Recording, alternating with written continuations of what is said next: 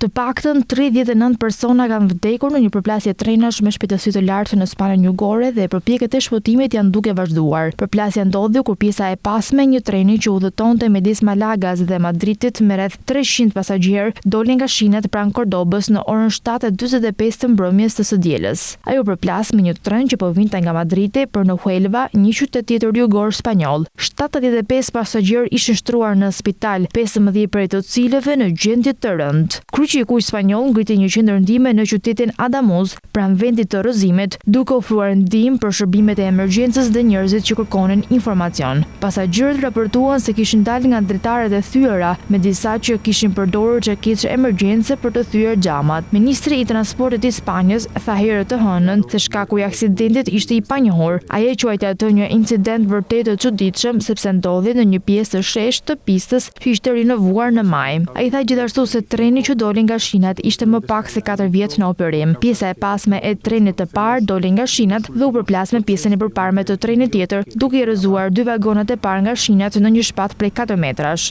Spanja kurëson Evropën në trenat me shpejtësi të lartë. Sipas Bashkimit Evropian, Spanja ka rrjetin hekurudhor më të madh me shpejtësi të lartë në Evropë për trenat që lëvizin me shpejtësi mbi 250 km/h me më shumë se 3100 km shina. Rrjeti është një mënyrë transporti popullore me çmime konkurruese dhe sigurt. Kompania Renfe tha se më shumë se 25 milion pasagjerë morën një nga trenat e saj me shpejtësi të lartë në vitin 2024. Aksidenti më i rënd hekurudhor në Spanjë këtë shekull ndodhi në vitin 2013, kur 80 persona humbën jetën pasi një tren doli nga shinat në veri perëndim të vendit. Një hetim arriti në përfundim se treni po udhëtonte me 179 km/h në një segment me një limit shpejtësie prej 80 km/h kur doli nga shinat.